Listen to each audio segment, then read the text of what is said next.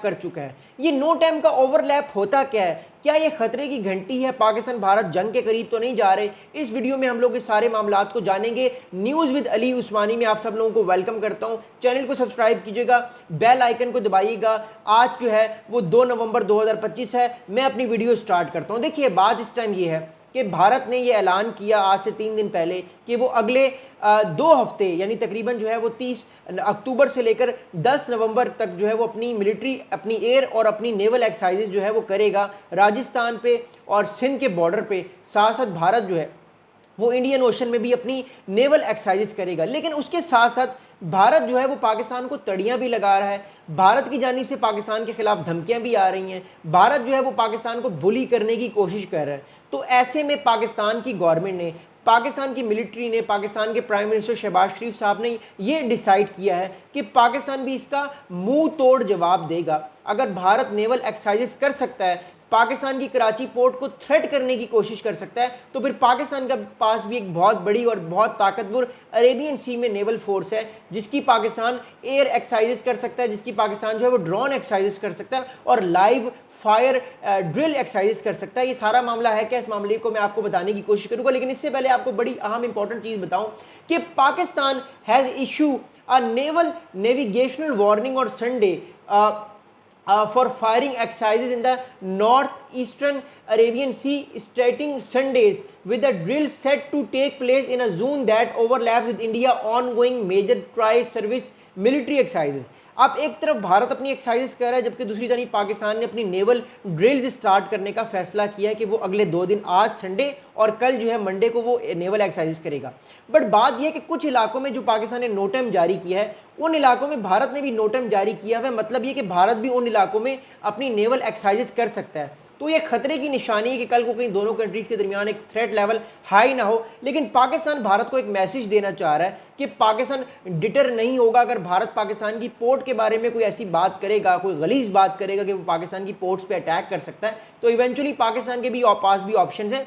पाकिस्तान भी बहादुरी का मुजाहरा करते हुए, डिटरेंस का मुजाहरा करते हुए भारत को उन इलाकों में नेवल ड्रिल्स कर सकता है जहां पे भारत कर रहा है। एक तरफ तो लड़ाई के इम्कानात भी बढ़ जाते हैं, मिस कैलकुलेशन के बढ़ जाते हैं, लेकिन दूसरी तरफ डिटरेंस की भी इम्कानात बढ़ जाते हैं। पाकिस्तान एक मैसेज देना चाह रहा है कि जिस इलाकों में आप कर रहे हैं, हम भी उन इलाकों में कर सकते हैं, बिकॉज वहाँ पर हमने नो टाइम जारी किया है, वहाँ भी हम लाइव फायर ड्रिल्स कर सकते हैं। हो सकता है ऐसा ना हो, लेकिन ये मैसेज देने की कोशिश की गई है पाकिस्तान की जानिब से कि भारत को पाकिस्तान डिटर कर ले, कि पाकिस्तान को भारत बुली करने की कोशिश ना करे। अगली बात सुनेगा।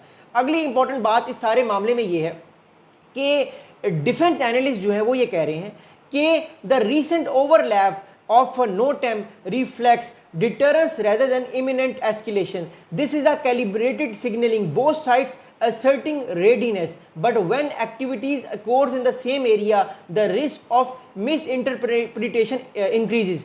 अब कुछ इलाकों में जो इंडियन ओशन या अरेबियन सी के कुछ इलाके हैं, वहाँ पे पाकिस्तान भी इस टाइम जो है वो अपनी नेवल एक्सरसाइजेज स्टार्ट करेगा, जबकि भारत ऑलरेडी वहाँ पे कर रहा है। तो डिफेंस एनालिस्ट ये कह रहे हैं कि एक तरह से पाकिस्तान के करने का मकसद ये है, ओवरलैप करने का मकसद नो टाइम ये है उस इलाके में जहाँ पे भारत भी कर रहा है, कि भारत को एक मैसेज दिया जाए पाकिस्तान की जानिब से कि पाकिस्तान जो है वो डिटर नहीं होगा भारत की ताकत को लेके।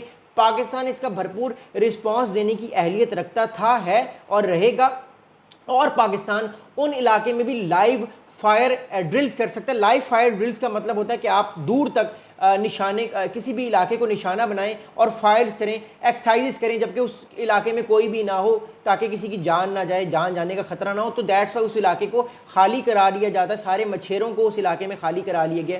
तो इस टाइम अरेबियन सी और इंडियन ओशन में टेंशन ज़्यादा है, क्योंकि एक तरफ भारत एक्सरसाइजेस कर रहा है, जबकि पाकिस्तान ने फैसला किया है कि वो भी उन इलाकों में एक्सरसाइजेस करेगा। अच्छा, अब बात यह है कि पाकिस्तान ऐसा क्यों कर रहा है।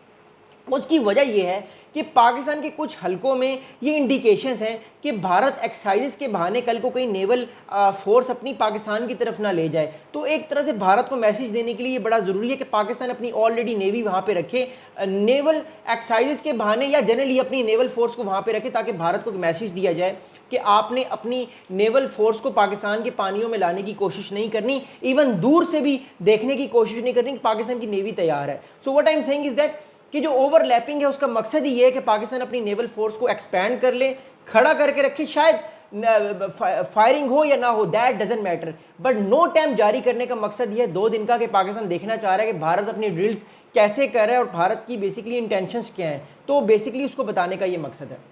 अगली बात सुनेगा।